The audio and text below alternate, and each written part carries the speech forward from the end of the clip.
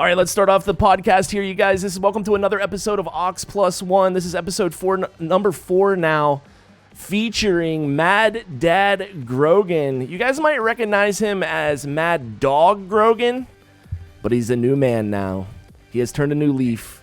He's got a new brand, and he is now the Mad Dad. Actually, we always joked around and called you Mad Dad. Yeah, it was always a joke, and then when the baby came along, it was like, you know what, it fits now, so why don't we just go ahead and make a name change? So the name now is Mad Dad Grogan. I respect it, dude. Mad Dad. When did you have your baby? Or when did you and your wife have your baby? Because you didn't have the baby, did you? She had the baby January 5th. Dang. So she's 4 months as of like 4 days ago. Fresh baby. Fresh. Dang. So lots of adjustments, lots of changes. Tell us about it. Oh my goodness. What's new? No How's the dad life? No, it's great. We got a pretty easy baby for the most part, to be honest. I mean, she gets her long stretches of sleep at night, like 4 or 5 hours, and every once in a while we get a bad night where it's like, every 30 minutes you're up, but you expect that. What has been like the scariest thing that has happened to you so far? Like, because I remember when my sisters had their babies, it was like kind of like for the first ones, it's like scary. Some of the things that they do are just will like scare you because they can't talk and they don't really understand how to communicate very well other than just to scream. So we've the scream in the middle of the night is scary. When you're just laying there, dead asleep and you hear your baby scream, you're kind of like, oh my God, what's going on? Yeah. So, and then it's just something simple usually. Yeah. So there was that. And then we did have a scare. Like when she first came home, like I was actually down in the office here and I was doing something on the computer and apparently the baby had like spit up and she was like choking on it. So my wife comes down and she's like freaking out with the baby in her hands, talk about, the baby's choking. And so, I just I just grab her and flip her over and start patting her back. And luckily, like it was nothing. Like I guess it had already kind of cleared out. And she just kind of had this shocked, like, what's going on look. But everything turned out, fine. And, first baby, we're like freaking out. So we're like, you know what, just call the ambulance to be on the safe side. And everything was fine. They were like, it's nothing. But that was the scariest. Did they take it easy on you? Because it sounded like your baby was choking though.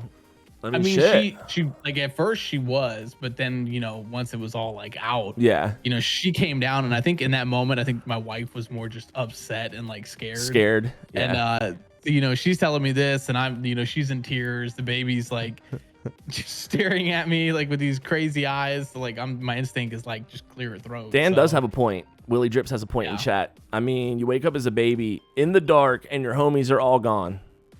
Yo, for real. You're like shit. There's some nights where like she freaks out just because of the fact that like we put her down and we've left the room. Yeah. So it's like, fuck, oh gosh, I lost them forever. Yeah, pretty much. You would think that we just like deserted the baby and like left and we're never coming back. But so do you have cool like baby technology? What's like the coolest baby tech that you've bought so far? Oh, the baby monitor. Baby monitors are lit like on the cell phone shit. Like night vision and like like you can talk through it. So like if my wife's in there, like she'll say something and I can like hit the button and talk back to her. So that's pretty neat. And then like it cycles cameras and stuff. Like that's cool. Nice. It's cool. It's like a whole security system, but it's for the baby, and you're just like this is dope. What I mean? Pretty much. I think that's like a cool thing that you can do now though, is that like you can buy shit and then just be like, it's for the baby. You know what I mean? Like I don't know. Have you used that excuse yet? Not yet, but it's totally what's gonna happen. Man, what? The 3080 is for the baby. It's for the baby. It's gonna be editing soon, so that's hilarious. Yeah, dude, I don't have any kids. It's just one of those things. Like for me, I just decided I don't want to have kids, but I give mad respect to people who are good parents, and I know that you're gonna be a good dad, dude. I know your personality, and I just know that like you're legit, dude. You're gonna be a good dad. You already changed your name to Mad Dad. I'm Mad Dad now. I gotta live up to it. Yeah, Willie Drips. Willie Drips wants you to adopt him. Adopt him? I mean, Like, are you thinking about adopting kids now? Because like you might as well just get a huge fam going, dude. Well, you know what's funny is that, you know, You like can have more kids. so my father and my aunt are both adopted, and you know, it's always been something that's been kind of like close to my heart. So like, I don't know. I mean, if you know, we've always wanted like at least 3 kids. So if we had 2 and we decided, you know, we didn't want to go the route of having another one that way, I mean, I would adopt in a heartbeat. That's definitely something that me and my girlfriend have talked about. We've been like, we don't want to have kids. My biggest thing is that, man, I'm just being brutally honest right now. I just have a hard time with babies and infant stage, like that 0 to like 5, 0 to 6 stage. Like even before that, like when they can't even talk, I have a hard time with like the babies that can't talk, dude. Because I'm just like, well, I mean, I know people that are like terrified just to like hold, because they're afraid that like they're gonna hurt the baby, and I'm like, it's okay. I'm like, you can't break it. It's flexible. It just bounces and gets back up. But to think about maybe later when we're like, shit, we should have had kids. You know, like adoption's still available, and to like adopt a 12-year-old, like, or you know what I mean, like right in that little league stage, would be kind of. You know, I had to think about that. So like I've got friends that have adopted, and like you know, I've got other friends that have thought about like fostering, and my grandmother actually she kept fosters, so you know there were always kids like in and out of her house. I mean, this was obviously before like me being around, but like when my parents were growing up, she adopted my father and my aunt, but then she always fostered kids too. So I mean, there was constantly kids coming in and out of the home. I mean, you know, they needed somewhere to stay, so you know, she would open up their home and take them in. That's dope. That's dope. Willie Drip says, I love babies. I just can't afford one when mine's not even there yet. That's another thing too, man. Like I can barely take care of myself. The thing is like once you're thrown in that situation, because I remember like, I don't know if like you guys were trying to have kids, but it was one of those like you were having a baby. And so like when you're in that situation, it's time to fucking man up, right? You know what I mean? It's time to like, you gotta afford it. So we were trying, but we were at a point where like, I mean, like we got married, and the consensus was always like, we're gonna put ourselves in a better situation before we start trying. Yeah.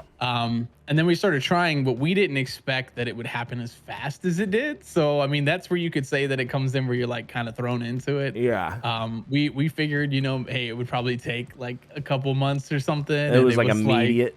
It was like immediate. Like we found out that the wife is super fertile, so we can't. It was like first try done. Yeah, we can't toy around, because next thing we know, we'll have like 6 little kids running around. So yeah, you gotta be careful. So are you thinking about having more kids because you can start thinking about vasectomies and stuff? Like this is all personal. If you don't want to answer this question, but like for me, I've been thinking about vasectomy, to be honest. I mean, if that's what somebody wants to do, like if they know that they don't want to have like any more kids or don't want to have kids, even like, risk it. I don't see why not. I mean, you know, it's less invasive for us. I mean, versus, you know, like a woman going and getting her like her tubes tied and stuff like that. So I mean, exactly.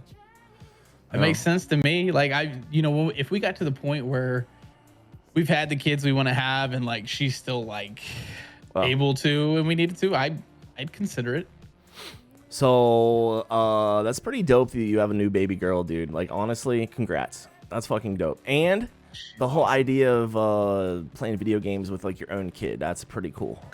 That's what I'm really waiting forward to. Like looking forward to is when she gets old enough that like you're gonna have to buy Pokemon cards. Like I can share like this with like this lifestyle, and like, you know, just being like the gamer, you know. Yeah, you'll be playing more Nintendo Switch games and stuff. Probably, yeah. At first for sure.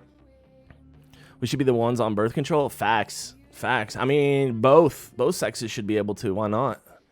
Yeah, dude should be able to be like, yo, I'll do birth control. Fuck it. All right, what else are we going to talk about? So let's talk about some baseball, dude. Let's talk about baseball. It's been a while since I really like I used to really love baseball when I was a kid, but right about high school age, I kind of started liking like skateboarding, and like I started just dipping out of sports less and less. I kind of just stuck to soccer during high school. And so like little league was over, well, senior league and stuff, you know what I mean? I don't know what you guys had. Did you have senior league? So we had minor league, we had T-ball, minor league, little league, then senior league. And then after that, it was you were on the high school team, and I was like, I don't want to play baseball in high school. I'm not getting any playing time in baseball in high school either. I went all the way up through college. I played through college. Damn. And then, after that, it was when I was done because I wasn't going pro. Like I knew it, but I enjoyed my time. I enjoyed that I got to play and like experience it, and like I still love baseball to this date. But like for me, I like more being like in the actual like stadium and in the atmosphere of baseball. Like I can watch it on TV if it gets like playoff time. Yeah. Because it's a whole different like feeling then, but like regular season, I can't bring myself to actually watch the games. I used to have an old roommate in college that he loved the Orioles, and I grew up liking the Orioles, but I never would watch like every game. Is that your squad? I'm a huge Orioles fan. But I grew up with Cal Ripken Jr. That's me too, because I'm a Maryland boy. I think you're a Virginia boy. Yeah. Yeah, so I mean, like Baltimore Orioles was my team, dude. Cal Ripken Jr., the Iron Man, like that was my team, dude. My dad says that my first word was Eddie, like Eddie Murray. You know what I mean? That's like, awesome. Yeah, so I don't know. Like, so I love the O's. I will always love baseball, and I will always love going to baseball games. But I did have a roommate in college. He would watch every single game every day, and like I respected it and liked when I would come in the door and he would have it on, but I wasn't the dude to like be there and turn it on. You know what I mean? Yeah, I can't, like, I'll follow throughout the season just to kind of keep an eye on like how well they're doing. So like when it comes playoff time, but I mean, let's face it, the Orioles haven't really had a good team. Yeah, they sucked ass. Like the 90s. So like, since when? When was the last time that they were badass? I think it was in the 90s. Like which team did you love the most? Early like, 90s. When they had Brady Anderson? Yeah, I would say like back when it was like Brady Anderson and you had Cal Ripken and all. Like that was my favorite time, more so, and it was more so just because of Cal Ripken. Like I was like I had a poster on my wall as a kid. It was like Michael Jordan, Cal Ripken next to each other. Exactly. Like, what I mean? Cal was the reason that like I watched him a lot, like when he started playing third base and all. So like I played third base all throughout like little league and like high school, and so like he was like my inspiration to play like infield and all. And I think he's the main reason that I like that team. Other than that, like after that, like the team with who was it, Adam Jones and all the Nick Braves and all them, like they were good. They were good. Yeah, the Nick Markakis and Miguel Tejada era. Remember that? Oh, that was fun, actually. Tejada awesome. It's short. That was a fun. I used to go to those Camden Yards games. Oh yeah, I went to a bunch of those games. That was some good shit, actually. Yeah. See, but I live in Maryland, so like if Maryland, let's see if I can do this. Like Maryland's shaped like this, right? I don't know. I live here in Western Maryland. Baltimore's like here, right? Yeah. But like right here's Pittsburgh. So I live 2 hours from Pittsburgh, 3 hours from Baltimore. And so we go to a lot of Pirates games too. And that was like, ooh. I mean, it was cool to be able to like, hey, we have like this group of friends, their parents are Pirates fans, and this group of friends over here, they're Orioles fans, and like you'd get to kind of go to games with your friends. I don't know. Did you go to a lot of games when you were a kid? Because I got to go to a lot. Like luckily enough, I went to a lot. I wouldn't say a lot, because like when I was growing up, the only team we had were the Orioles. Like we didn't have the Nationals at that point. Yeah. And like for me, where I live in Virginia, I'm like Central Virginia. So it was a little bit of a hike to go up there. And we would go like I remember like, we'd go with like the church group, and it would be like me and like a bunch of the other like dads and their kids. So like it'd be like maybe 2 games a year that we'd go to. Well, that's dope. That's plenty. Yeah. So I mean, we got to go to like a couple, and then like I would watch him on like TV sometimes, because again, like Cal Ripken Jr., like I just was enamored by him. So like I remember watching like the All-Star games. Did you ever get to meet Cal? Yeah. I never did. Awesome. I went to Cal Ripken's baseball camp 2 years in a row. Did you ever know about that? Cal Ripken senior baseball camp. It was actually his dad's baseball camp. Yep. Okay, and his brother helped. I went there 2 years in a row, got to meet Billy and Cal Sr., but Cal Jr. never, of course, showed up. Yeah. Sucked ass. He was too big fry for that. Yeah. I mean, fuck, dude. No, but I mean, you've been to like Aberdeen. Yeah. And he like scoped out his childhood home and the whole thing. Yeah, dude. Oh, yeah, my dad was a huge Orioles fan too. Like, yeah, it was, dude. They were the team in the day. I mean, hell that yeah. was it. And then like when the Nationals came back around, like I support the Nationals, so like, I've never been to a Nationals game and I don't even know anything about them. dude, they've got a beautiful stadium. So Beautiful stadium. supposedly it's completely eco-friendly, like it's LEED certified. It's a green stadium. That's why it's so beautiful. I did not know that, but that Well, at makes least a lot it of used sense. to be. I don't know if it still is. But like they used to pride themselves on like the only LEED certified baseball stadium out of all of them, which is like a huge thing, I guess. Interesting. You have to I meet did all this not know that. criteria to actually like be LEED certified. I don't know if you know about this, but like it's a thing that companies do so Not they a can clue. flex and say, "Hey, we recycle the most and use the most plastic things and use them." Yeah, You know we're what I mean? environmentally friendly. Yeah, but like, I you like should that shit. support us. I like that shit though. You know what I mean? Yeah. So I think that's kind of dope. No, it was great. And then I mean, like obviously, like going to the ballpark was like just different because like you'd have to go get a dog or like I mean you go to Maryland, you got to get the crab cakes, right? Yeah. So, oh yeah, I love the experience of going to the ballpark. Well, at Camden Yards, there's the Boogs Barbecue as well. You know about that? Boog Pal has his like barbecue pit in like the home, like right there on Utah Street. Like, so where the stadium is, there's the home run line, and then this is in Baltimore. There's like the home run fence. Then there's a little crowd of fans, and then there's the big warehouse buildings behind it, right? And all the people try to hit home runs and try to hit the building. They want to hit the warehouse. And if you hit the warehouse, there's like these markers on it with you get your own plaque where the ball hit and shit.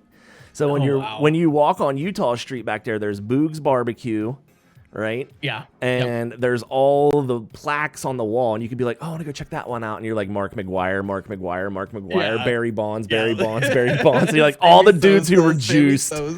Yeah, all the dudes who are on steroids hit the wall. Oh man, I remember I was such a huge Sammy Sosa fan until the cork bat incident.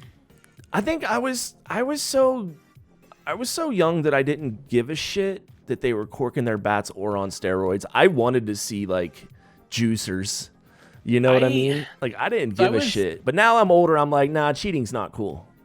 Yeah, like to me, so for me, the cork bats, like I would say, yeah, that's like a big no, because like you're just like if you've got good hand-eye coordination, like that'll do wonders for you. But like the whole like juicing thing, my like stance on it has always been like you could juice. Like I mean, you could go out and take steroids and get like super big, but like that doesn't mean your hand-eye coordination is going to be better. It doesn't mean you're going to hit the ball better. Or you're going to run like no, but if you can already do that, but if you can already do that, and then you juice. And those guys had bat speed. They just didn't. They weren't bulky enough. You know what I mean? Yeah. Well, it's like Barry Bonds. I mean, like if you really look Brady Anderson, like dude, the one year he had 60 home runs. He was like super skinny, and then like all of a sudden, within a couple years, he got like jacked, and everybody was like, "Yeah, is he's got to be juicing? Like, there's just no way." But I loved it. I mean, who didn't love the 72? Are those guys not going to get in season? the Hall of Fame because of that? No, I think eventually they're gonna be like, who cares? It's gonna be like that last strike, like this is your last chance, and then it'll be like the time they let them in. Did you used to collect a lot of baseball cards? Oh, dude, I like all the time. I collected a set of 1950s baseball cards, and I actually sold them to pay for college. Oh, that's pretty dope. Yeah, that's pretty dope. Yeah. So I had a I don't know if you ever heard of like Sandy Koufax. He's like one of the first like major left-handed pitchers. So I had his rookie card, and that was actually one of the cards I sold in the set for my college classes. Yeah, that's pretty dope. Yep. My dad was huge into baseball cards when I was a kid. In fact, like that's how he would, and like doing flashcards. Did you ever like when you were a kid, like multiplication tables and division tables and shit? See, my dad was a school teacher, so we always had flashcards around the house, and he'd be like spelling, math. But then he got me into, that's how I learned my multiplication tables, to be honest, was through baseball card packs. He would buy a box of baseball cards, and then I would have to go through the whole fucking thing without getting one wrong, and then I could open up like 5 packs. You know what I mean? No, my dad just got him and was like, here you go. Damn. Like I just Then got I'd him. be It like, wasn't even- I didn't run have it to back. work for him. I'd be like, run it back, and then I'd get them all again, and then fucking open up another 5 packs. Oh man, that's funny. But to be honest, he got to keep them all. I don't have no idea. He just recently gave me pretty much like all of his baseball cards, but I don't think we actually hit the whole stash. Yeah. I'd be down to show you sometime. They're basically he's got a bunch. Totally be. He's got a bunch of like it's like 70s and 80s, some early 90s. 70s is the way to go. So most people don't know this, but after the 80s, like once you hit like 1980, the value of cards like plummeted. Yeah, because they started making a shitload they of were them. mass producing them in the 80s. Right about so like, Upper Deck. Remember when Upper Deck cards came out? Oh yeah. Like right about that time, it was like over for cards. That's basically what happened because like they started mass producing these cards, so they weren't as rare. Like if you look at anything 1970s and before, like you could literally have like a no-name guy that you've never heard of in your life, and his card will be at least like worth like $2 or $3. Yeah, right? yeah, they're all like $1.25 to like $3. But then you get like you can pick out like a Cal Ripken, like or a Tony third year in Gwynn. the league, and it's like 10 cents. Yeah, but okay, so what I was finding out with the stack of cards that he had was that there was tons of $10 cards. Yeah. But then there goes into the whole like PSA grading, right? So, but if it's a $10 card in junk condition, but if you get it graded, it could be like a $140 card. But the problem is like I probably don't have a PSA 10 out of any of those cards. Most people didn't take care of cards like they should. At all. Like literally, they crammed them in those sleeves and shit and the binders and yeah. Like you really needed to like open them up and get like the screw-on cases where you could put the card in and then seal it down so like that it wouldn't crinkle the corners. Well, I thought just like a top loader or like the sleeve, you sleeve it and then you put it in one of those plastic top loaders is plenty, I think. Sleeves, like when you went to jam it in the sleeves, immediately you destroy corners. They would damage the corners. Yeah. Immediately you start just damaging shit. Letting shit sleeves. So I would never like I've got a Walter Payton rookie card up in my safe upstairs, and that thing is worth thousands of dollars right now. And it's one of those ones that it went directly in a case and got screwed in tight so that it could not get damaged. That's dope, so dude. I need to get it graded, but it's probably at least you should grade it. You should send it in. It's somewhere. I think it's somewhere between an 8 and a 10. Do you know about the grading systems? You should send it into Beckett. Is the one you should send it to. Oh yeah, Beckett's the one to go to. That or there's another one. Well, there's PSA and then there's like a Canadian one too that I forget what the name of it is. But the one that you should do for the sports card is Beckett. I think that Beckett, what they have is they have the Beckett 10, but then they have the Beckett Gold label or some shit like that. So you can get a PSA 10, but above that is actually a Beckett Gold label.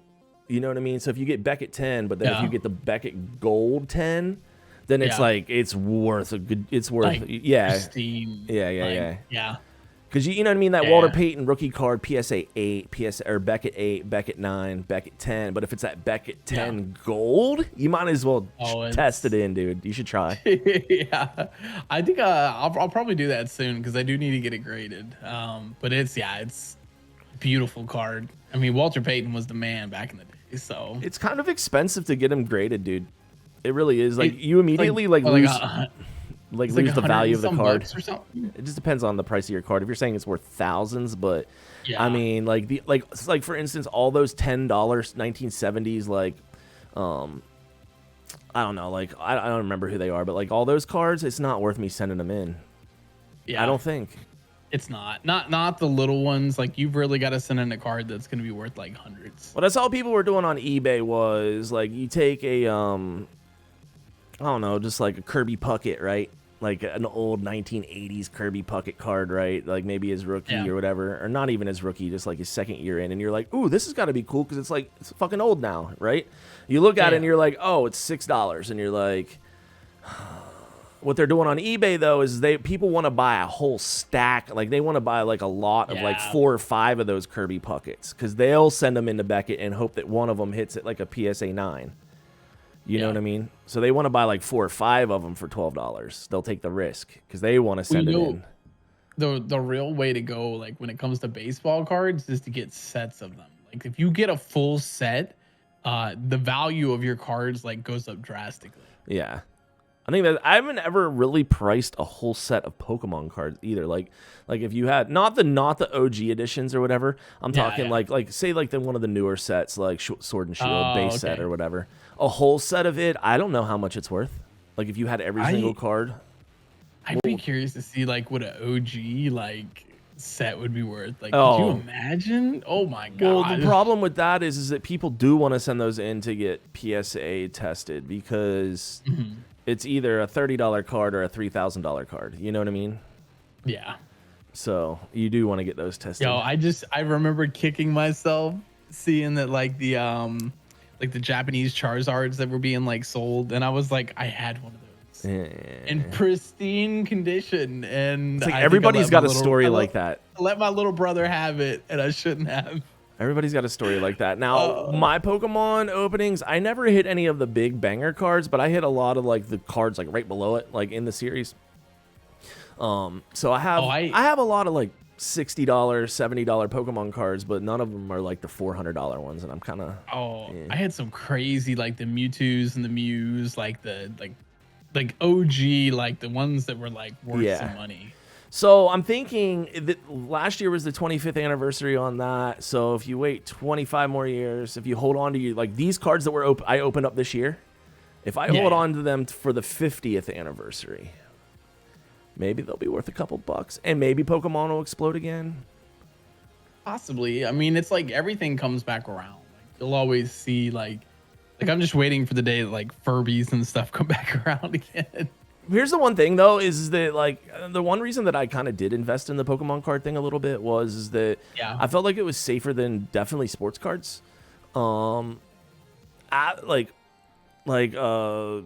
just feel like humans have a big chance to like fuck up.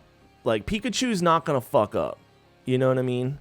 Like Charizard's not gonna fuck up, but like Kobe Bryant and LeBron could fuck up still. You know what I mean? Like Kobe can't. Well, you know what I'm saying? Well, I didn't mean to say it like that, but like Kobe did fuck up, but like he's still a legend. Remember when Kobe fucked up? He fucked up. Remember how Tiger Woods fucks up? What's up, Philly? Him like crazy. What's up, Philly?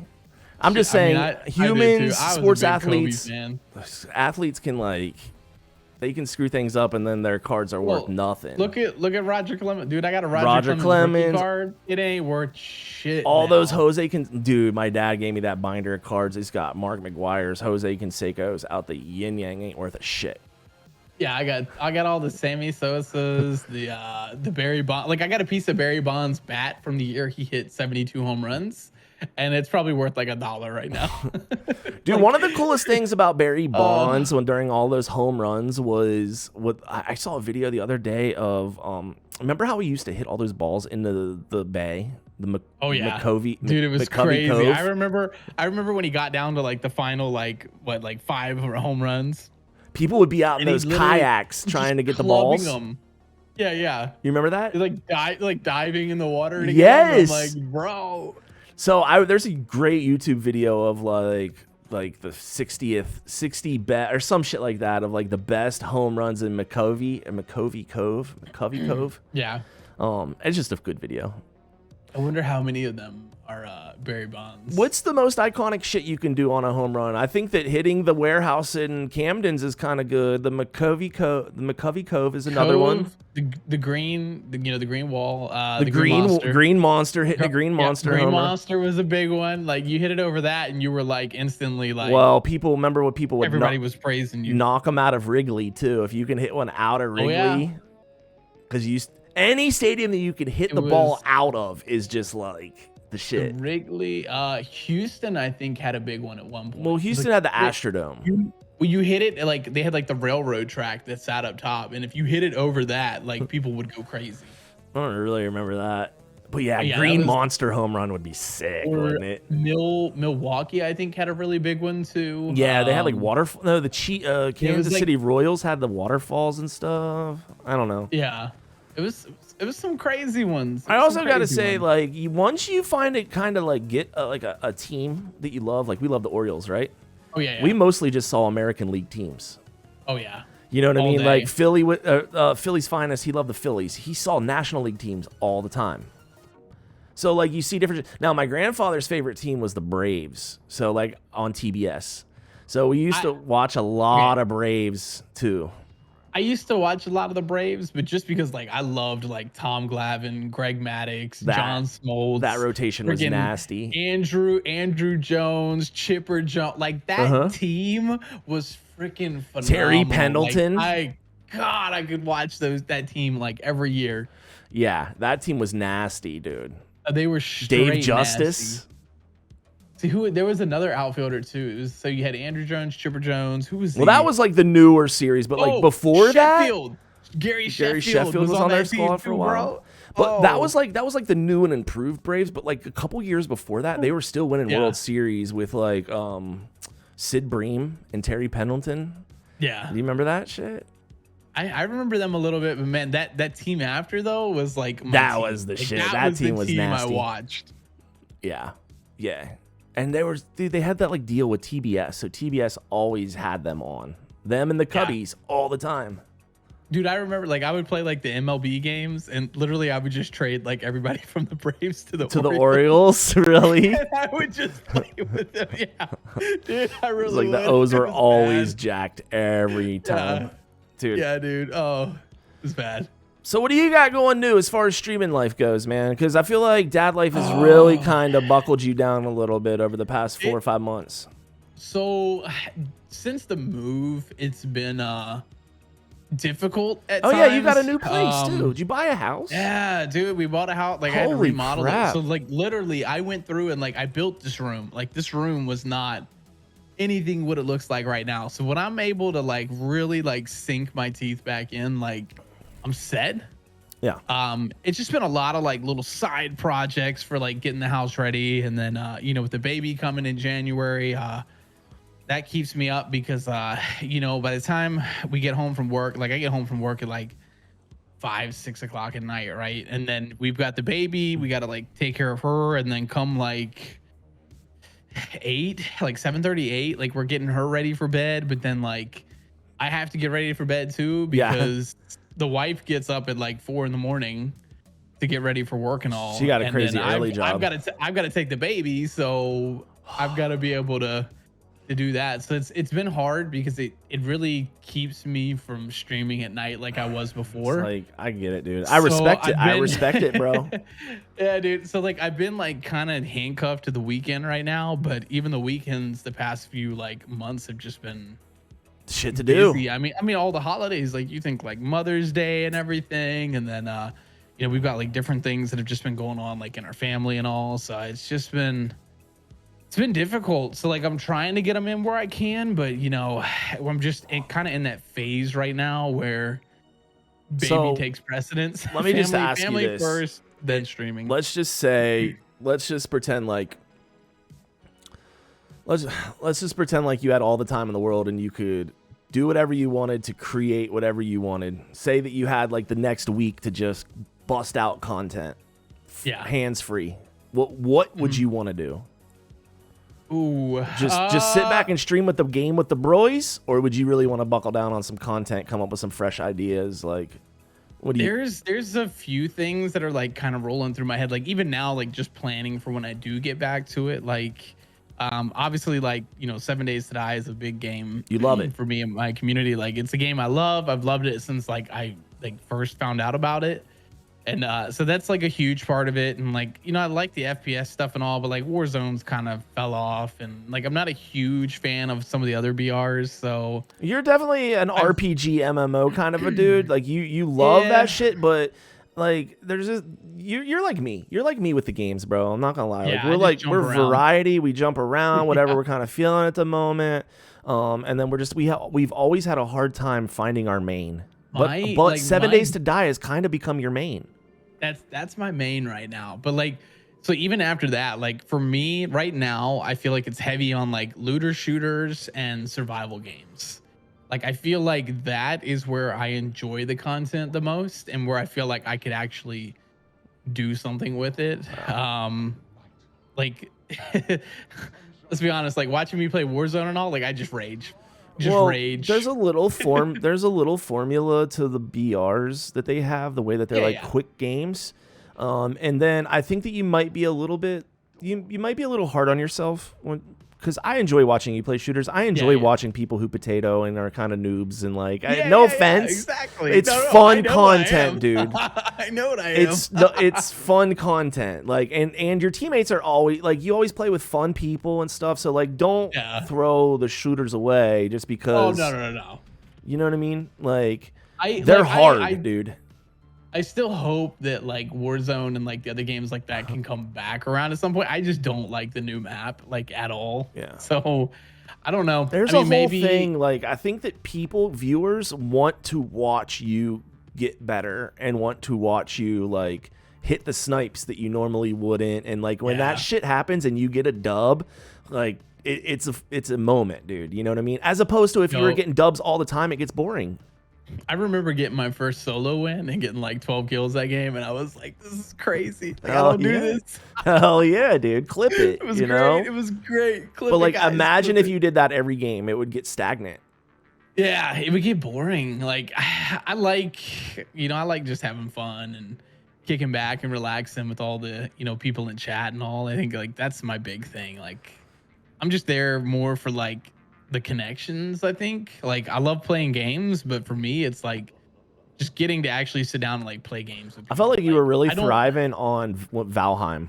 You were really you wanted to degen the shit out of Valheim, dude. What happened there? Why did you like that game so much? I couldn't find people to play with me, man. Dude, because you wanted to play like 15 hours. Like, I mean, but that's what I say. Like when it comes to like survival based games, like that's like it's my jam. Like I love building stuff. I love like you like Minecraft. You like Valheim. You love survival. 7 Days to Die. Like Icarus was a big one that just came out. So like I've been enjoying that a little bit. And so I think survival games are like that's my niche. I think that's where I thrive the most. What up, Servo? Yeah, Jazzer's got a fucked schedule too, dude. Yeah. Jazzer's on like a Sunday night and Monday only. That's all you can game. Oh wow. Wow. So yeah, dude. Did Jazzer have facial hair before? Like I swear I've seen him this week and I'm like, did he shave? Always? Yeah, he's like clean shaved. Why? And I'm like, he does that shit, dude. I told him. It's throwing me off. Dude, you are instantly 60% sexier if you have a beard. Like, true? No, like I couldn't get rid of this. Exactly, dude. It's too good. My wife is already threatened. She's like, I'll divorce you. I'm like, wow. Oh, spending 15 hours a day playing Valheim. Jazz did that for like a week. You're right. He did do that. He spent like endless hours on it. You're right. Dude. Jazz cracks me up because when he gets into a game, like he really gets into a game. Oh, dude. Yeah. Like I don't think anybody will ever love a game as much as Jazzer loves the Isle. Dude, the Isle, and now he's all on Tarkov too. He won't stop with Tarkov. Yeah. Oh god. Oh, and the well, he's got a couple now, but also the vampire game. Oh yeah, I saw him playing that earlier. He's on Vampire, Tarkov, and the Isle. Dude, and you it's enough. It's enough. Yeah. Yeah, man. That's dude, crazy. So Servo is big into the Oculus VR. Would you want to? I would rock a VR. Like I do want a VR. So I do too. After TwitchCon is paid for, that's gonna be my next purchase. I've got enough room here, and I have a green screen actually up on my wall over here now. So Servo's got it figured out to where he's like standing in the game doing the VR thing with the green screen around him. Like it's fucking cool, dude. Well, that's what I'm saying. Like I could do that. So yeah. That's like my next shit. That's like my next shit, I think. Like, okay, so let's talk about stream upgrades or things that you would do. Like, what's the next? So for me, it's Oculus. I think is going to be like what I would want to add to my things. I'm kind of okay with having outdated monitors or outdated, like, you know what I mean? Like my shit is fine, dude. Like I'm okay at 144 hertz monitors. I'm okay. Like equipment wise, you kind of went ham during pandemic and got everything, dude. Yeah, it's I've got you kind of went ham, dude. You got the Go XLR. Like, how many stream decks you running? You got one or two? Just the one right now. Like, I wouldn't mind a bigger one, but what I really want, Same. I have just a regular stream deck, and I wouldn't mind the XL maybe, but maybe not. I don't know. What I would really like, I think next would be like a better like laptop to stream off of, because I'm setting up a gym in my garage, and I would love to do like workout streams. Start doing some more like, oh, that's cool. Yeah, like maxing out on bench or something like on stream. I've been watching a lot of crazy stuff IRL like that. streams. Do you know the like the org? I don't know, but they're not an esports team, but they're not like a stream team either. It's called OTK. Have you heard of them? OTK.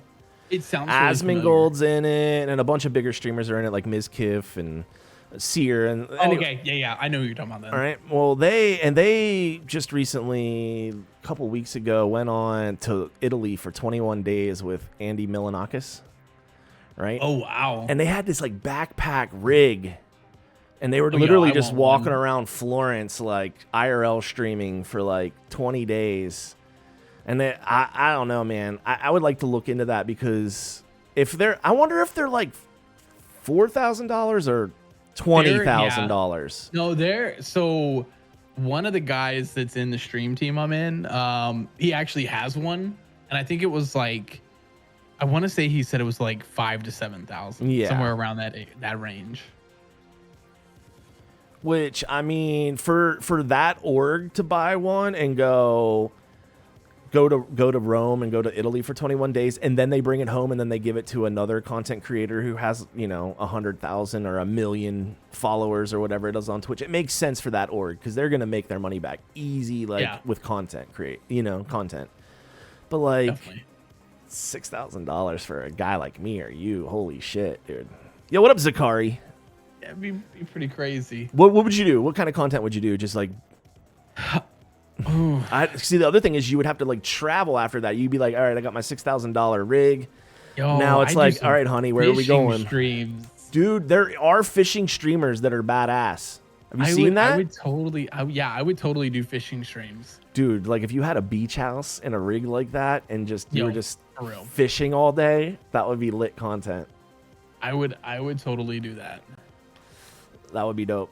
Yeah, so I don't know, like as far as like stream upgrades go, like yes, I've had this keyboard for like 3 years. Yes, there are way better ones, but like it works. It's fine. I don't, like need to spend $150 on like a cooler one.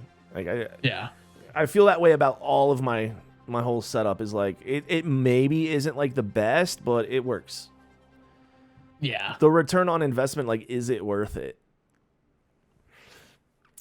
What do you think I should get? What would be like? What would you want to see? Like, I have a green screen behind me, and I'm like in the process of. I'm thinking like Oculus green screen action would be kind of dope. I think the Oculus would be cool, because I would love to see you do like VR streams. VR streams would be kind of cool. Yeah, I want to see you do some spooky VR streams though. I just don't know what else to like. What I've been really trying to do on my streams is I've been doing a lot more just chatting streams, and I've been trying to do more just like shows, like the Deal or No Deal, or like you know, like the community clip night we had Friday night was awesome, dude. Have you seen this new show called Bullshit? Is it on Netflix? It's on Netflix. Somebody was talking about it. Somebody was talking about it. I don't have Netflix, but we should watch it in the Discord sometime. Somebody will play it for us. I mean, I got Netflix. I would totally play it. It's good. It's really good. And like, it's like Who Wants to Be a Millionaire meets like just fucking bullshit. Yeah. Like people like. You can still get the answer wrong, and as long as you can bullshit somebody, you can still go through. Oh, nice. I'll have to watch it. I have to learn the meta. Literally, you could get like half your answers wrong and still win $1 million. But you just got to be able to bullshit people. But you think we could pull that off on a stream? That kind of a show? I think you could. I think you could. The biggest thing for me, the hardest thing is somebody said Family Feud, and I would love to host like a Family Feud night. The thing for me, the hardest part is any kind of game with a timer and where people have to like type their answers in fast or like something like that is like there's delays and like it's tough. I don't know. I know that we could pull it off somehow, some way, but You'd have to be like in Discord and do it. Like you couldn't do it like over people's streams. And I'd have to get somebody like Servo to like make me some sick overlays with like points and Casual Elephant's another one. He could like code me up something maybe that like scoreboards and shit like that, dude. Like it's hard. You can't just like start a Family Feud game and like everybody play it on the same time and stuff. Yeah, you'd have to have like somebody that could be like a scorekeeper per se. And they like could update it so it updates on your stream. Well, Servo's got some dude. Servo's insane with his overlays for his Sect of Smash. Have you seen those streams that he does? So basically, he has Smash Brother characters play each other, fight each other, but they're like AIs. But what you do is you have them represent your viewers. So like it'll be like, I don't know, Yoga Steve is who I always have, and it's like Ox versus Jazzer Dog, and he has his character, and then they fight, and me and Jazz talk shit against each other in chat, and then like they're done. Well, on his overlays, he's got fucking a scoreboard and he's got it rigged up to his stream deck, and he literally has like he pushes a button and it's like 1 point there, 1 point there.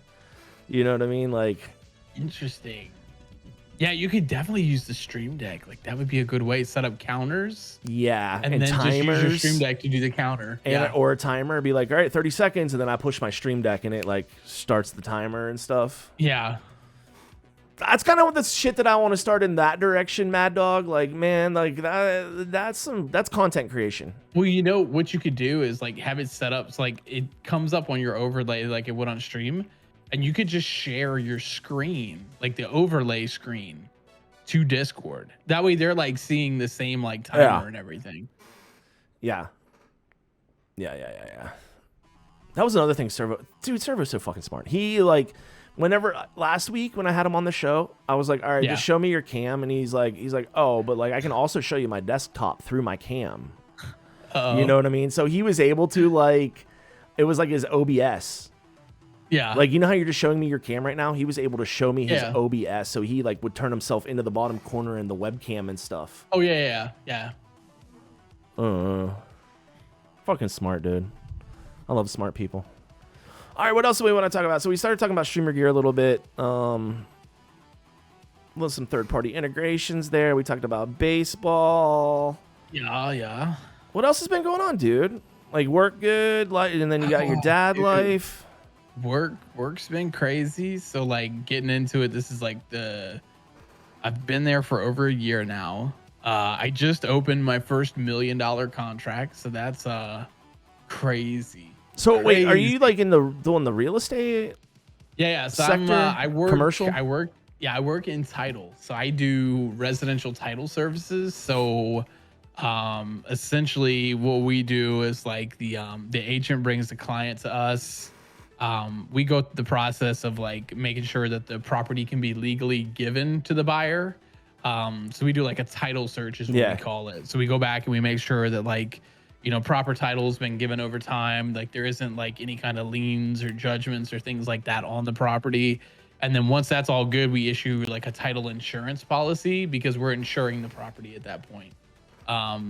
So we issue that, and then we do like the actual closings. Like I sit down with people on the day, like when they're buying their first home. Yeah.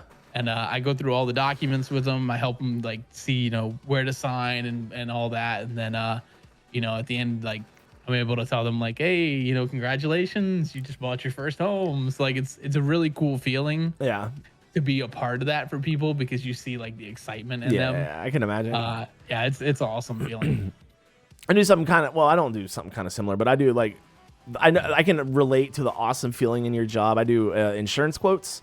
So that's what I've been doing since pandemic. Cause I was doing a lot of like live music stuff, but now during pandemic, I got an insurance job doing insurance quotes. And I got to tell you, it does feel really fucking cool when I can go, yo, Mad Dog, we're going to save you $200 a year, but we got to switch you to this company. You know what I mean? Yeah. And you're like, dope, let's go. And then like, I said you, and then boom. I'm like, okay, cool. You're set up for this company next month for you know what I mean? And you're going to save $200 this year. You know what I mean? Like, it's cool to feel like Robin Hood for a minute. You know what I mean? Yeah, definitely, man. It's a good feeling to help people. All right. Looking over here through these websites that I popped up, and I pulled up your YouTube. 260 subscribers. Dude, I have like I'm not I'm even active mad right jealous, now. dude. And bro, I get random people like that sub or like my Gilded right now. Literally, I think there's probably at least like 4 or 5 people a week that join because of YouTube. Really? Yeah, for real, dude. They join just because of the Gilded videos. So okay, so let's talk about that. I So think, Gilded is basically it is Discord's competitor. Can we say that? yeah, we call it Discord's competitor. They have it's a video text chat software, and you are a partner for the software. It's called Gilded. Yeah. Go ahead and tell us about Gilded. And so what you were saying is that you make a lot of like tutorial videos on your YouTube for that platform, like plugins, cool things to do, like how to set shit up. But go ahead, tell us about Gilded. Yeah, so Gilded, I mean, you know, like you said, it's a lot like Discord. I mean, it's essentially it's a chat and voice program for, I mean, not just gamers. It's really for anybody. Like you'll see a lot of the same thing. Like there's different companies and stuff that will use Gilded. It's obviously it's not as popular as Discord right now. Discord's just been around longer. I think it's someone that can definitely be a good competitor. There's a lot of really great features, and I mean, you're actually seeing a lot of the features that Gilded has that are slowly being integrated into Discord. Yeah. So I think, I mean, really is that alone, happening? To where dude, Discord ever since Gilded like blew up and more people like started talking about it, if you notice, every time that Discord does these updates and they add a new feature in, every time the feature they've added was already on Gilded. Something on Gilded already. It's already on Gilded, and they took like the forums, they took those and moved them over.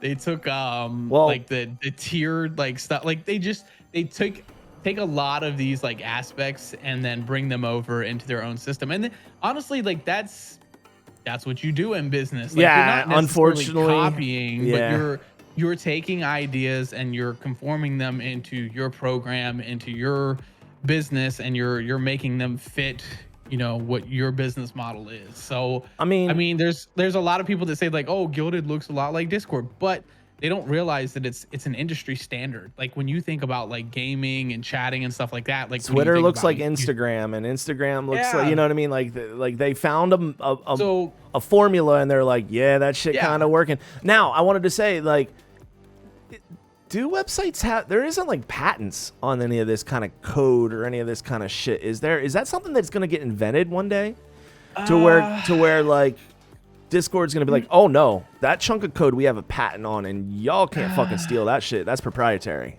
I don't think so, because there's always a way to just slightly change things to make them unique.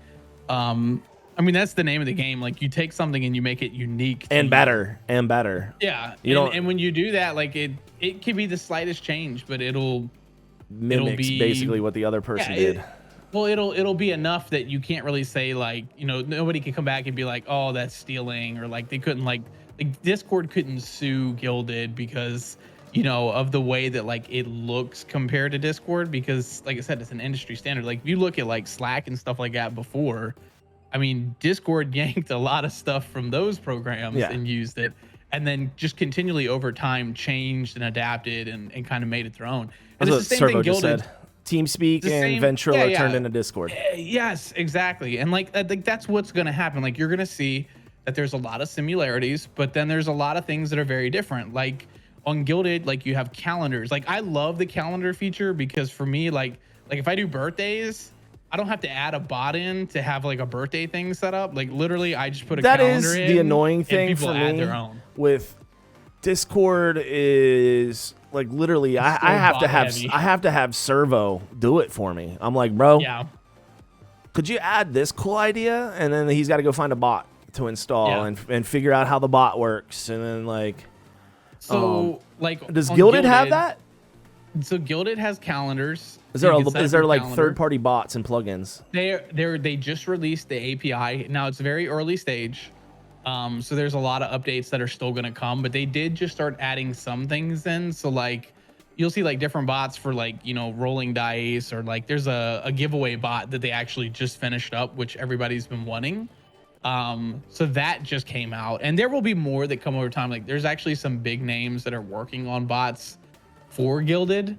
But Gilded is trying to find a way to make it to where they are integrated into the Gilded like bot system, like the flow bots that they use right now. They want to try to simplify them. So we don't want it to be like you have to add a bot and then every time you want to do something you have to do backslash and this, and then you got to put this code in, and you got to do it in a secret channel so that nobody sees that you're trying to set up this bot. You end up becoming like a Discord programmer. Yeah, for real. Like, so there's a lot of things that are already integrated into Gilded, and I think that's the goal ultimately. Which, like I said, there's already like you have like docs channels, you have like checklists. So like I have a goals channel where like I put all my goals in there, and I can literally just check them off as I go. So like once I hit like so many subs on YouTube, I can just check it off. Yeah, and then it's there. I can archive it, and I've seen that I've hit my goal. We've just recently turned my personal Discord into the Punch the Sun Discord. Yeah. And I spend all of my time in there. Like that's my shit. I love that place. You know what I mean? That's my place. But I have thought about what if I want to do stuff in like private? You know what I mean? Yeah. Am I gonna actually start another new Discord? It'll be like my own personal private Ox getaway. I'm thinking about maybe opening up a Gilded just to check it out. I would, and for me, it's more. What features do they got? What do I need? Like you told me some. Like what's the big? Why should I? So I think of Gilded more as a productivity application for myself. Like it helps me do what I need to do for the community, but it also helps me stay like organized. What if I turn it into like my own personal work Gilded and you could manage like my day-to-day life activities in there, so and just let a couple of the close homies like in there to chat with me and shit. So like I said, like you can set up calendars. There's actually another feature for like scheduling like meetings and stuff like that. Like I forget exactly what it's called because I don't use it all the time myself. I know some people do. The scheduling. So you can do a scheduling feature.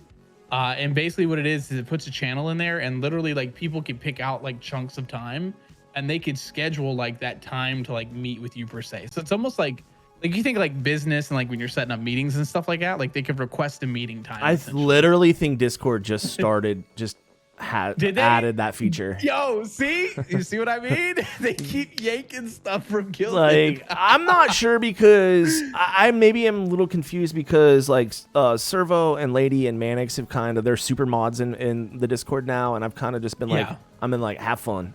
So I don't know what's like a plugin. I see new things happening in the Discord, and I'm like, no, that's cool. Like new event tags, and like I think that there was one. What did you just talk about? What was the feature? The scheduling. Yeah, scheduling feature. I think you can coordinate availability with other people. It's events basically as your scheduler. Yeah. It's an event. You go. You create an event and then you share it to your whole Discord, and you have an events. You have an events page now. I think it kind of gets more like it gets rid of the self promo calendars than the scheduling. It gets rid of self promo. That's what we've decided is. There were people that were saying, "Hey, we want a self promo," and we were all like, "Cool, I understand why, but maybe we should." And we just were like, "Okay, events." I forget what we exactly, but like the events page was kind of like the self promo page, like not like I'm going live every day kind of a link. But like, hey, on Friday night, I'm hosting this thing on my stream, and everybody's invited to play. Like that is kind of what we want people to be doing. You know what I mean? Gotcha. So scheduling events, basically. I think I see it. Community events. Is that what it is, or is that something different? In the Discord, let me pull it up real quick. So at the top, there's just events. Maybe I don't know if it's moderator only. Hopefully not. Yeah, it may be moderator only because I don't see it right now. Okay, yeah, it's moderator only. But if I click on it, I can create an event. There are no upcoming events. But yeah, then I guess we have another page further down at the very bottom. Like I see community events. Yeah, community events. Chat thing. Community events is like where people are like Philly posted his Call of Duty tournament that he's having. Yeah. So like self promo all of your event. Like if you have events, feel free, slap shit in there. Like if you're putting on like your Minecraft day or something, like you know. And it doesn't have to be like with a prize or anything like that, but like if you're I don't know. I just feel like that's kind of the way that Especially like Jazzer's got like his Isle community night. Jazzer's been planning his streams, and it's really smart. I love seeing the homies doing that. Instead of just hitting the go live button and hoping cool shit happens, you actually are planning their streams and like starting to like create the content that way. And I think that that is super fucking cool and smart. Yeah, you know? I agree. And make a little poster and put it in the events page, put it on your Twitter. Like that's the way to do it, dude. Yeah. Definitely. But yeah, like I mean, with the Gilded thing, like for me, to me, it's more the productivity stuff that draws me to it. So like I said, like the checklist, so you can set up checklists for yourself for like things that you need to do. It's organized. Instead of having to like write them down and then forgetting about them, like you could literally set it up and just check it off as you go. Like the scheduling, the calendars. Like I like that the media channels are set up separately. So instead of having like a picture and then like, 50 messages and then another picture and being like, what the hell are these people talking about? And having to like scroll all the way up. I can literally just go in and just see pictures. I don't have to worry about seeing all the chat. Like the chat is in the picture. All right. So well, if I click on the picture, I see all the comments. I think I've already signed up, and I think I'm probably already a member in your Gilded, but I just need to I need to reopen it. Like everybody's on Discord. You gotta play with it. It's like I tell people, like everyone comes in and they're like, "What's up, Chev?" Oh, they're like, it's confusing or this and that, and I'm like, yeah, but you got to give it time and like figure it out. Like, and I'm willing to do that. When people first open Discord, there is not a person in this world can say like, I opened Discord and I just automatically knew what to do. You still had to figure it out. Like it takes time. I agree. You got to play with it. You got to figure it out. I was definitely that dude. I was like, because I was a console gamer, PlayStation, and everybody was like, yo, hop in the Discord with us though, Ox. And I was like, no, like I'm on game chat. Like I don't want to do that. You're like, just invite me. Like, yo, Chev, welcome to the stream, dude. Discord Pro Gamer day one. Oh, Servo automatically knew what to do. It was like, oh no. It was like it was written for him. He was like, this is my fucking shit. I kind of knew what to do. My biggest problem was that I had it on my Macintosh to start off, to begin with. Ooh, and I had weird sound settings and knowing which channel was what. And then when you're new, yeah. The other thing that kind of creeps me out about it is when I was beginning is I was like, can these people see me? Can they hear me right now? You know what I mean? Like, you just don't know. Yeah. You don't know when you're like live or in the chat or whatever. Yeah, like when I first got into this, like I had no idea what Discord was. So like for me, it was brand new. Like I had to figure it all out, and I had to figure out like how to work all the bots and things. And so it was. Well, it sounds like honestly, you set one up day one. I was just joining somebody else's because I had never heard of Discord. I joined first because my brother-in-law had gotten into streaming, and originally I joined to support him. And then after like hanging out for like a month or so when he was streaming, I was like, hey, I think I want to stream. Like I enjoy this. Like I like meeting like all these people. I was like, what if I streamed and then I could meet like all these cool people? Yeah.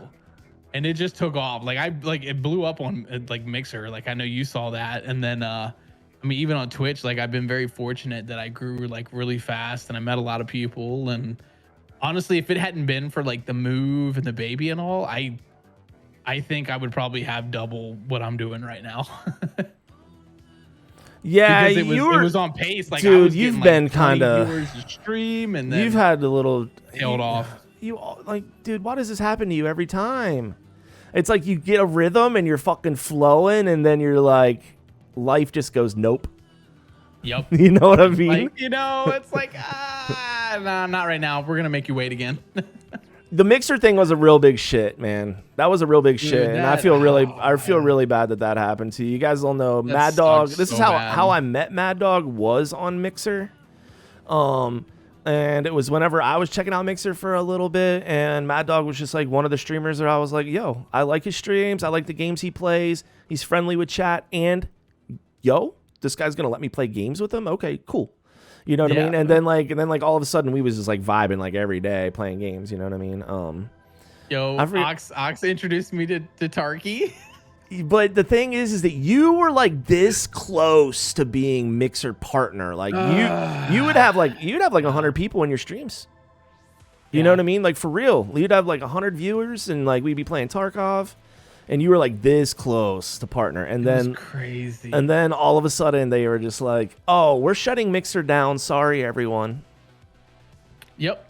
And then everybody moved to Twitch, and like the first Had month to start or so over. I did good, but No. I mean a lot of people did, and then But it was like but like you guys were on like the Mixer people. It was really weird, and I don't mean to sound mean, but they were on a follow for follow train real bad when they first came over here. It was so bad. It was like hashtag Mixer, I'll follow you, and it was just like everybody ranked up to 400 followers like real quick. Yeah, like I'm not even gonna lie. I think in the first like maybe like the first week, I think I had like almost 300 people following me, and I was like, you were vibing. You're like, this is dope, and then you got affiliate, you got your emotes, and like it was dope, right? You got your first, dude. Did like, yeah, I was affiliate within like. How hard was it to get a payout on Mixer?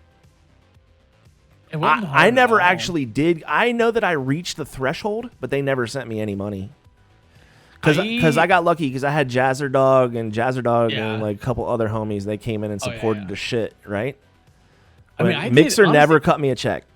I did really good on Mixer. Like, I don't think there was a month I didn't get a payout. And then Twitch, like even on Twitch, like the first one's hard because you got to get that 100, and then you have to wait another like month. I still like the first month I hit it. Did they send you one right away?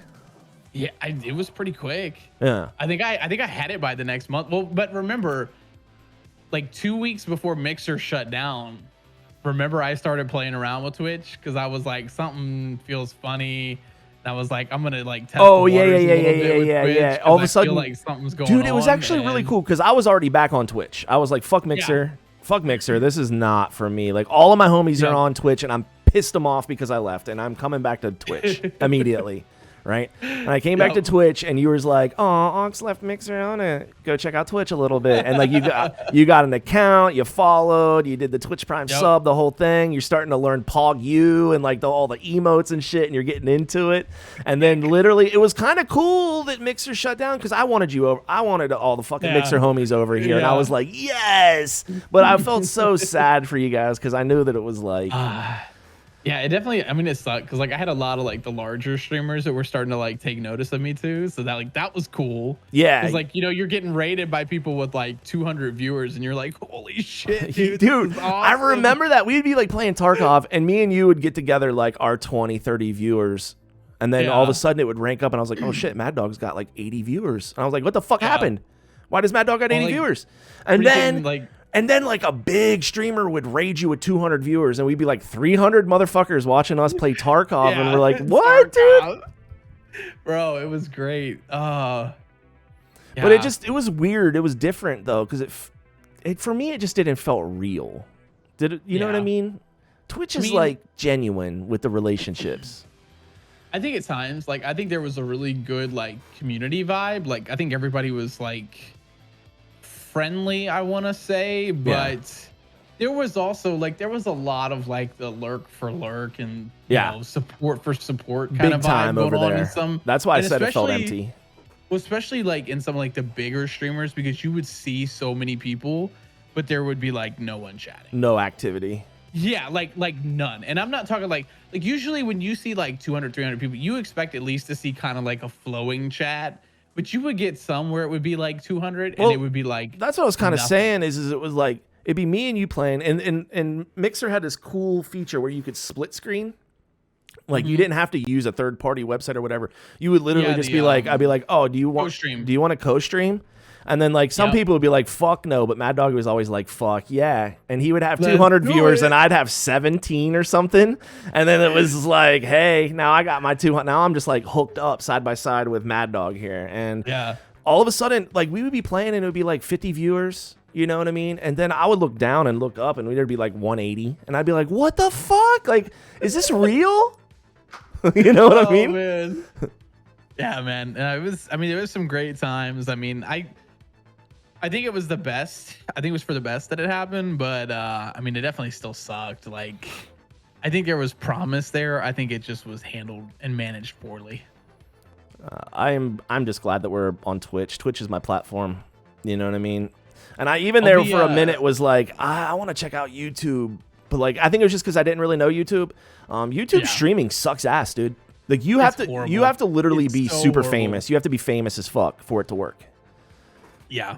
And it's like the hardest thing to find. Like it's just that the fact that there's no like separate streaming side to it. There like, is a like, little tiny bit together. But literally if you go, you have to go like super hard to find. Yeah. Like you can't just click on YouTube and be like, oh, let me go to the streams, because you're like, I need to go to YouTube, and then what I also noticed, click on this and then scroll over through this and then hopefully click this and then oh yeah, there we go, now we got some lives. Yeah, but the lives, what they were doing was, and I forget what it's called, like the code, but like they were only searching people in your region. So like if you would have to go, you would have to go like, oh okay, I want to watch. You can't just go to like a front page. The front page has Tim the Tatman and the Dr. Lupo famous people only on it. You can't find Mad Dog Grogan's anywhere. You literally have to type in Escape from Tarkov, and then you're like, you see the game, and then you click on the game, and then you got to find the live people, and you're like live, and then it'll show people from your region only. So I was only seeing like East Coast people. You know what I mean? I wouldn't have caught a Jack Don't Care or my friends in California. I would have never have seen them because they don't pull those people to like. Yeah. It's just it's a mess, dude. Like I just went to YouTube. I click live, and a lot of what I get is like the lo-fi like music channels, or there's like I see a couple where it's like Elon Musk talking about crypto and Bitcoin. Yeah, let's just show my experience now. Like I'm like I can't like. I'm gonna show my experience now. So there should be gaming on the side here, right? And when you go to gaming, there's no so the people that it shows here, these are not people who are live right now. These are recommended. Live. I didn't even click gaming. What is Dr. Lupo's janitor service? Because he's on right now. So he has really good viewability up here. Yeah. So it's got a couple people here. This is just my experience. Okay, there's trending videos. Here's a couple people. Are these people that I'm subscribed to? Yeah, all I see is videos. I don't even see. It's all the super famous people. If you're in FaZe Clan and Dr. Disrespect and Dr. Lupo, you'll get seen on here. Okay, so then you got to go into your game.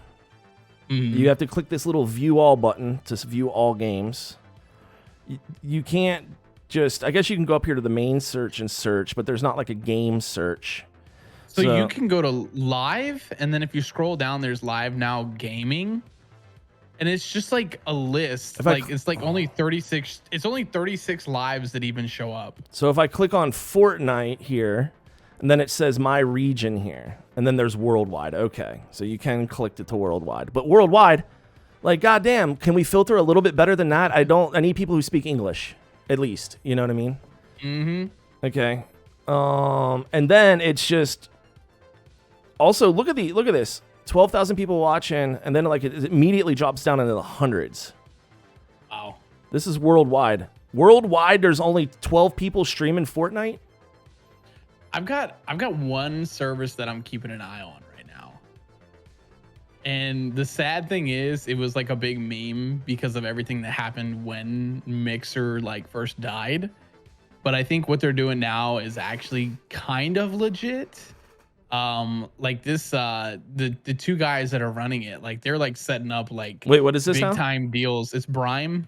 Oh, I heard of them a long time ago. I thought it was a joke though. So no, it started out, it was like this big joke. Yeah, I thought it was a meme. Well, it wasn't supposed to be a meme. It's this one guy like basically took it and kind of like over talked it. He said shit before he should have said shit. And then he started like lying and making up all this other shit, and like it just gave it a bad name, and the other guys had to force him to hand over control of the company because he basically ran him into the ground. And since then, this guy, like the one guy, his name's Geekin, like he's been actually like coding everything, and like if you go on the site, like it looks pretty good right now. I mean, there's still a lot to do, but they're getting ready to like hire up like a dev team and everything, because they secured funding to get a dev team and get like some like advertising and things going. So There's some promise, like they're actually talking like with like the big sports networks too about like having like the sports games run through them live, like through live streams. It's smart. So that's going to be really good for them because that's going to bring in a lot of funds right there. And then they're doing a lot of like the other little stuff, but like they've already got like the clipping and everything like that kind of tied into the platform. Smart. And there's some other things that are coming that like I'm keeping an eye on it. Like it's not. We need gifts in chat. It's yeah. Well, it does. It has gifts in chat. We need gifts in chat. So if you check it out, so they have gifts in chat like what Mixer did.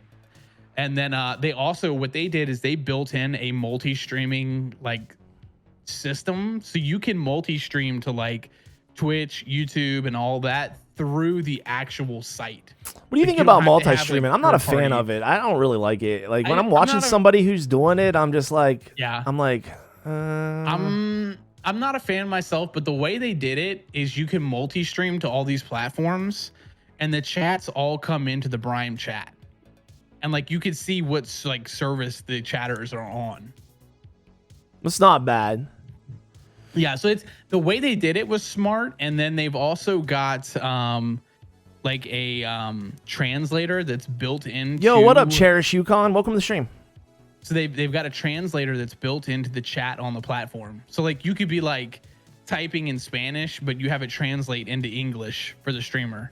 That's cool. So like it's like people maybe that are multilingual, but like you get like those people that are like, I'm sorry, my English is poor, and like what else? Trying to type English, but they can't figure out the words they're trying to say. Like they could type in their own native language, and it will translate to the English verbiage for them. I think what else? Yeah, that would be really cool in chat too, because sometimes like people will put like Spanish text or maybe even Russian text in chat, and you're just like. I don't want to ban this person or tell them to leave or whatever. And it'd be cool if I could just hit a button and translate it. Exactly. That'd be lit. That's essentially what theirs does. We got a question. Are you excited for Avatar? Is there a new Avatar coming out? There's a new one coming out. I don't pay attention to movies. I'm sorry. It's the sequel to the first one. Am I excited about it? Not excited. Will I watch it? Probably. I liked the first Avatar. I thought it was dope. I thought the first one was great. I'm worried that the second one won't be. It's gonna suck. Yeah, that is because the second ones always suck. Not always, but there's a good chance it's not gonna live up to the hype or the expectations of the first one. 9 times out of 10, they suck. Yeah, Back to the Future 2 was way better than Back to the Future 1 for me anyway, dude. The hoverboard and you know, I don't know. The Sportsman's Almanac with Biff was just so good. That was the 1 out of 10. All right, here we go. Let's finish up the podcast. And the way I like to finish up the podcast is that we finish by watching some live music here. I need to show my screen to you in the Discord. Okay. Let me make sure I'm doing this right. I'll show you this. Oh God, did that just changed? Hold on, now I gotta fix everything. I fucked up. I should have had that up the whole time. It's okay. It's easy. It's easy fix, dude. It's an easy fix, chat. We got this. We're smart. We're fast. We can do it. We can do it. We can do it. I should have pulled that up. I need to remember to do that like every time before the actual show. Just to make sure that I have the screen showing. Okay, here's Mad Dog. He's back, baby. All right. So we're going to watch. The first band we're going to watch it's a musician. He's actually a band. It's a musician. His name is Billy Strings. Have you heard of Billy Strings? I have not. Billy Strings is really big right now in the bluegrass scene. He's I've seen him 3 or 4 times live. He puts on a really fantastic high energy bluegrass show. His band is just absolute fire, and he won a Grammy this year. He's Grammy award winning bluegrass dude now, and like all the legends, Del McCurry's and all those guys are like Billy Strings is the new dude. You know what I mean? And he's young. He's young as fuck. So I don't know. He's like a young dude. Okay. It is just kind of cool. It's just kind of cool. I like seeing people kind of blow up. Okay, here we go. Billy Strings. This is from his Grammy performance on Instagram too. He like has all these old cars. He's like, I don't know. He spends all of his money on old cars. Evidently, it's his thing to splurge on. Billy Strings. I don't blame him. I would too. Billy Strings. If he comes to your town, go see him. This is a hard ticket to get actually now. All Billy right. Strings, verified on Instagram. Oh, he's legit. All right, here we go. Next guy I wanted to show you. He's a little smaller. He's still getting kind of big though. He will sit in with the Allman Brothers. This is not bluegrass. This is more like southern rock / blues. But this is another young dude. His name is Marcus King. And Marcus King is a shredder on the guitar and has crazy awesome vocals. And you're gonna love this guy too. This is from a YouTube video called Jam in the Van. This is I don't know, like sponsored by Turtle Wax producer. They have all this musical equipment inside of this van and they go to music festivals, right? And they go, hey, you're an awesome band. Do you want to make a video with us? And usually the bands are like, fucking yeah. Because they have really good reach on their video, on their YouTube. Jam in the Van. It's a really cool concept. Imagine just going to music festivals and it's being like, hey, Marcus King, you want to make a video? Sheesh. And you're sponsored by Audio Technica and tequila and shit. Dolce. Hey, we're the Marcus King Band. We're jamming in the van in Austin, Texas. This is a song called Side Door. You like this kind of shit? Okay, good. Man. Good. It's got kind of like that bluesy feel to it. Hold up. This is the shit right here, dude. Makes me think of like Chris Stapleton. Yeah. Well, Chris Stapleton was into that hippie scene. Like he would be at. Oh yeah. What was the name of the band? His band before he was Chris Stapleton, the Truck Drivers or something like that. Like I don't know. He had a bluegrass band with his wife that would go to lots of these hippie festivals. Like before he blew up, he was like a ghost. Chris Stapleton was just a ghost writer for a lot of famous musicians. Yeah. Like he wrote some of the most famous songs country that you've ever heard. And then all those people were like, yo, why don't you just be your own rock star? And he was like, all right. He's got you know what I mean? Such a good voice. Oh my goodness. Like that country music scene let him in the like front door like right away. Yeah.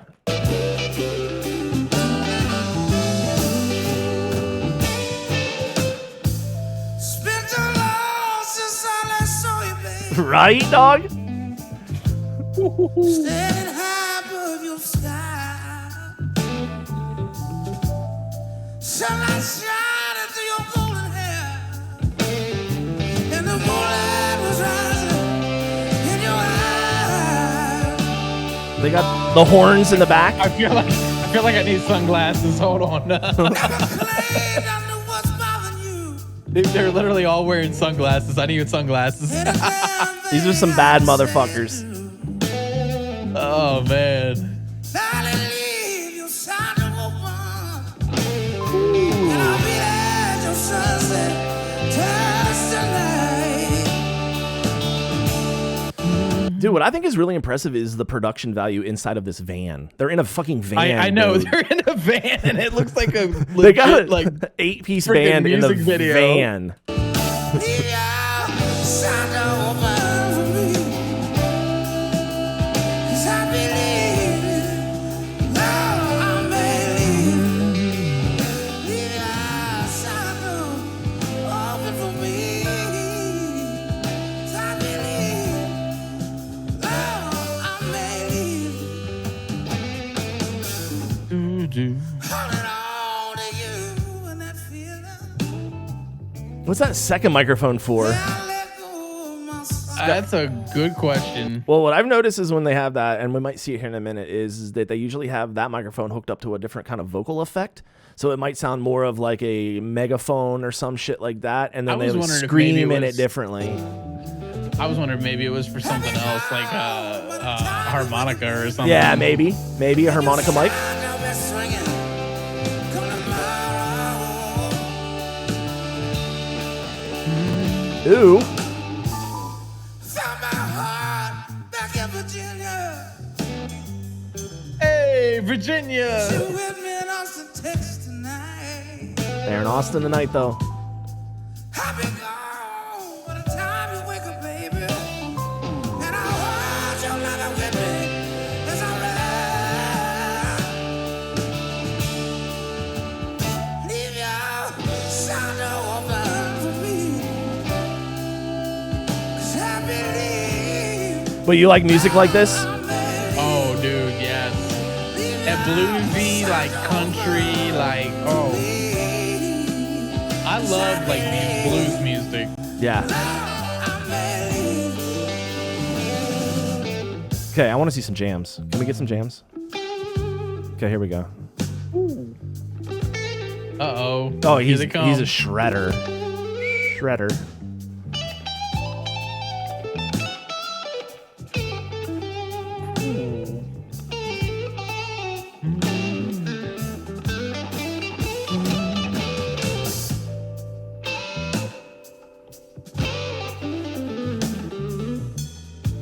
It's like that BB King shit.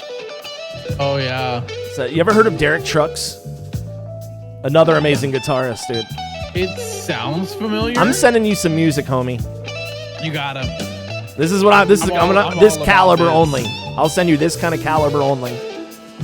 Dudes you've never heard of, where you're gonna be like, holy crap, this is legit. Yeah.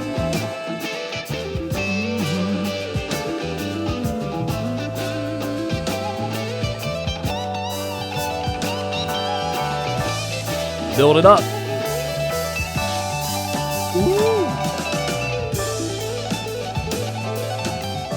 Oh my gosh.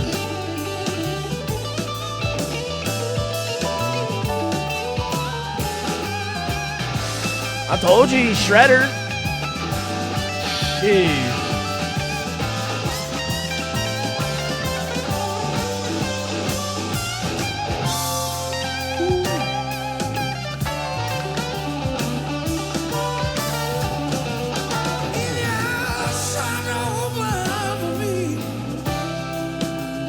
The two mic thing is to create a unique vocal effect. That's what I was thinking.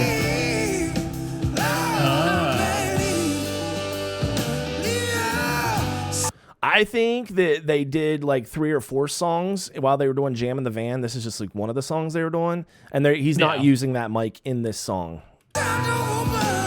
Probably.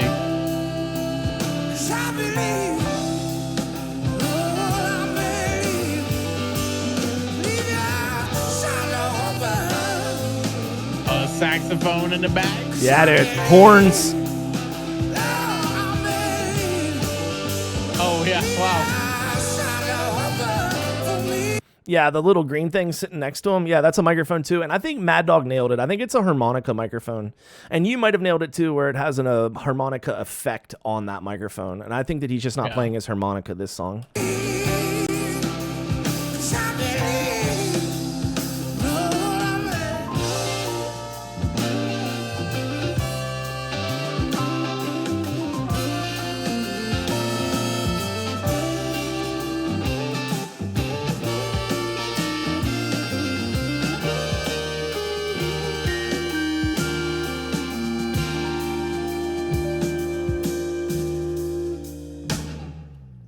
Damn, bro.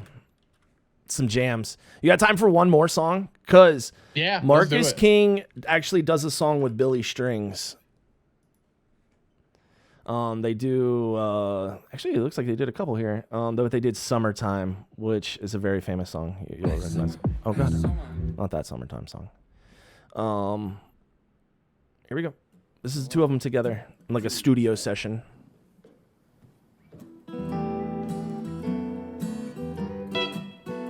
Looks like they're at a guitar shop just playing any guitar they want. I see the price tag on Marcus King's guitar. Oh, do you really? Oh, wow.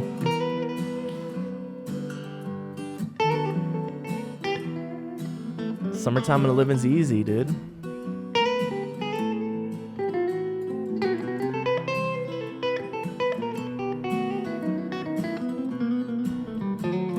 So those microphones that they have right there are from a company called Ear Trumpet Labs, and they make really cool custom microphones.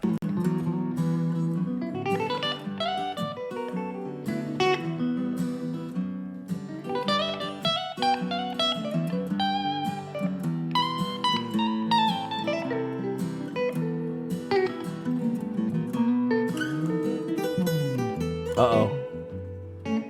Oh, God. This is taking turns.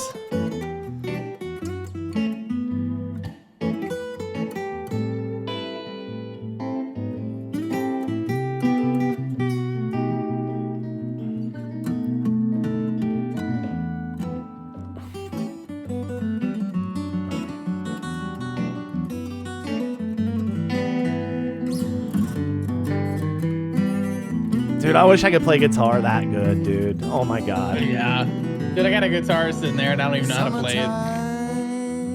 I actually inherited that. My uncle left that for me when he passed away. Is that a Martin? Is that a Martin guitar behind you? I believe it is. The cotton is high. What is it? Oh, that's an ovarian. Yeah. Or ovation, not ovarian. That's not ovation. Ovation. Yeah, it's not an ovarian, dude. Yeah, it's an ovation. It's not ovarian. Yeah, my uncle left it for me when he passed away. It's one of the guitars he used to play when he played bluegrass music. That's a very nice guitar. It's like electric guitar and an acoustic guitar. So you can play it. You can play it like at campfires and shit. But if you want to plug it in, it's nice. Yo, what up, Starry? What up, Shiny? Yep. Why did I say Starry? That's fucked up. What up, Shiny? I love you, Shiny. Honey, don't you cry. One of these mornings, you rise up singing. Stars. Honey, spread out your wings and take to the sky. Until that day, honey, hush up your crying. 'Cause your mama and your pappy, honey, they're standing by. This is badass shit.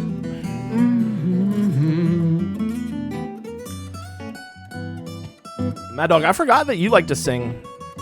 Ooh. Yeah. Well, we're talking about doing a karaoke stream soon. You down?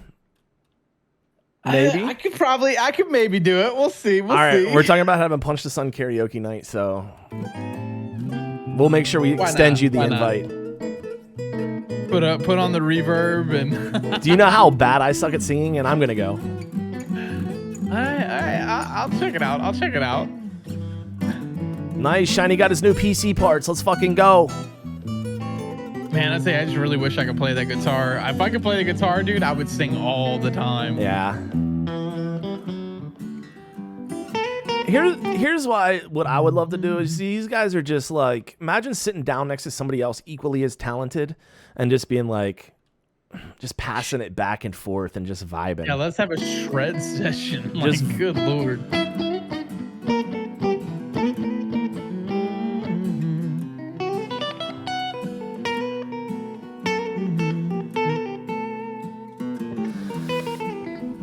You love singing too, Shiny?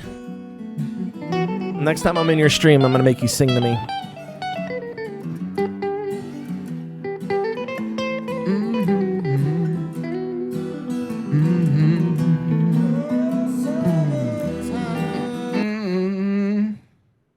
Shiny says that he was on the Swedish Idol. Oh. No way. That's fake news, Shiny. Them old catfish, yeah, they're jumping. The cotton is high. Your pappy's rich, and your mama's good looking. Hush, little baby, honey, don't you cry. I said, hush, little baby, don't you cry. Hey.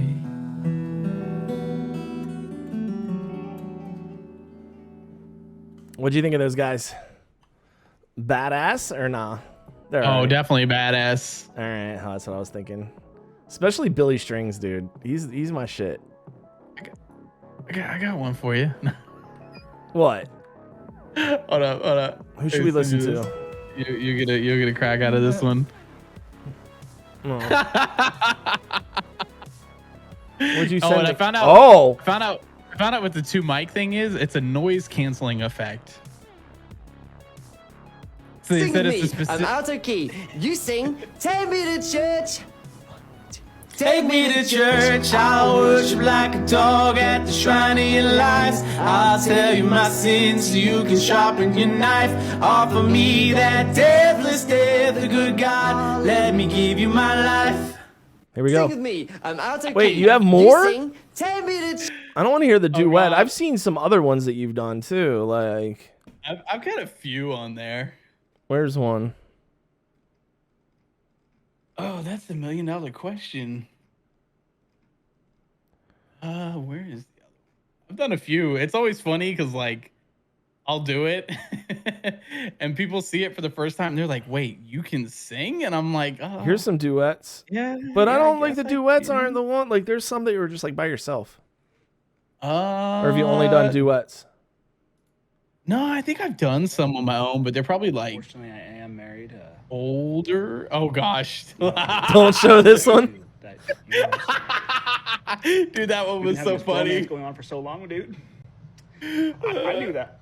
I knew I was going behind your back, but it just hurts so much more knowing that you're. I don't know. Dude, me and Luke are clowning.